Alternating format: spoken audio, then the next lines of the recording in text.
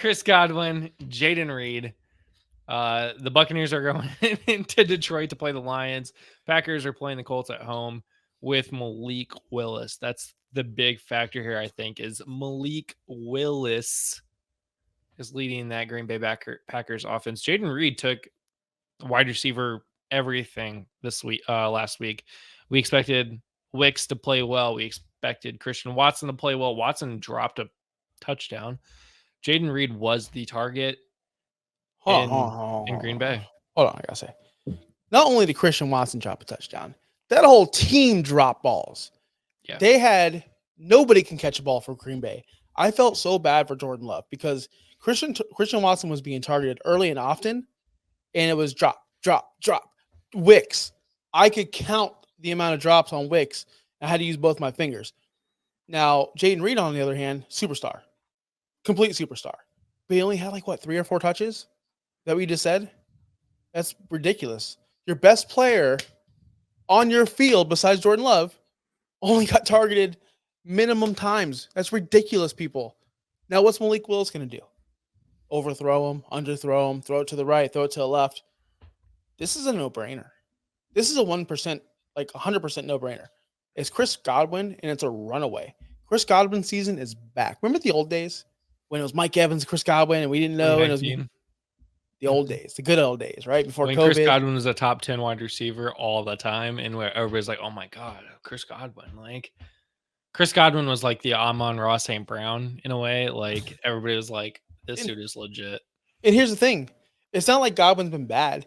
He's had 98 receptions, 104 receptions, 83 receptions, over 1,000 yards from 2021 to 2023. His only year in between that he didn't was 2020. When he got hurt his hand. He only played 12 games. So he's still a super solid guy. If the problem is the touchdown production. He went from having 7, 9, 7, 5, 2, 3, 2, 1. Just the touchdowns went away. And I don't know if that was quarterback play. I don't know if that was scheme. I don't know if that was Todd Bowles just being Todd Bowles. I don't know if that was just the offensive coordinator being changed year to year to year to year to year. It seemed like they changed offensive coordinators when Brady got here, and then they changed it again. Byron Leftwich, Dirk Cutter, right? And then they have the guy that's the Carolina Panthers head coach.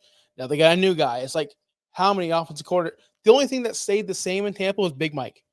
Mike Evans is just 80 catches, 1,200 yards, and 13 touchdowns. So Chris Godwin had a transition from playing from the slot, then moving to the outside. And this year, they finally moved him back to the slot.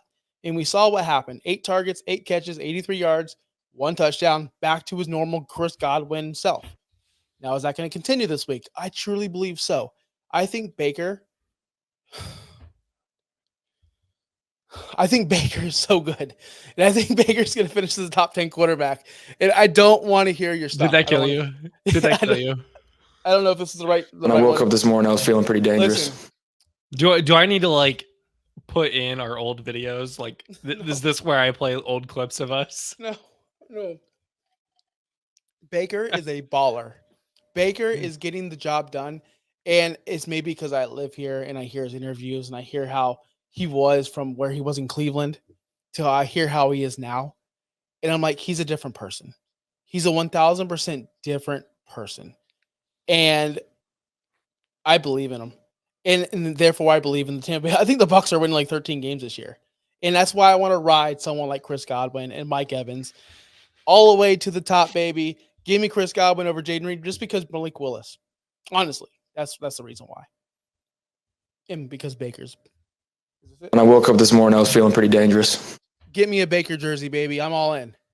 So what I was going to say earlier when we were talking about the running backs and busted plays, Jayden Reed had a 70-yard touchdown, which factored in 14 of his 33 points. If you eliminate that play doesn't happen. He finishes as wide receiver 12 on the week. So we're not looking at wide receiver 1, Jayden Reed. So I feel like the week 1 game was a fluke. It was in Brazil. It was week 1 of the NFL. Nobody knows how to play the Packers wide receivers. Who is going to be the legit threat? Now people know it's Jayden Reed, so we're going to cover him better. And again, The only thing that I have for Jayden Reed here is the fact that he has to play the Colts defense, and that corner room is absolutely awful. Corner 1 is now on the IR. The Colts followed it up by signing absolutely no one from free agency. But the discount is Malik Willis. So I'm going to go Chris Godwin here. It's a clear cut. Chris Godwin all the way. If you have Jayden Reed, I'd be selling him right now, by the way, for literally as much as possible. Do you want to hear what Twitter thought? Oh yeah, we didn't do that for the running backs, did we? I didn't put a running back one up. I didn't have time. My work day was busy.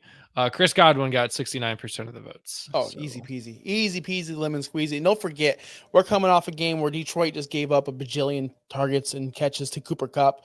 Chris Godwin, who's his offensive coordinator?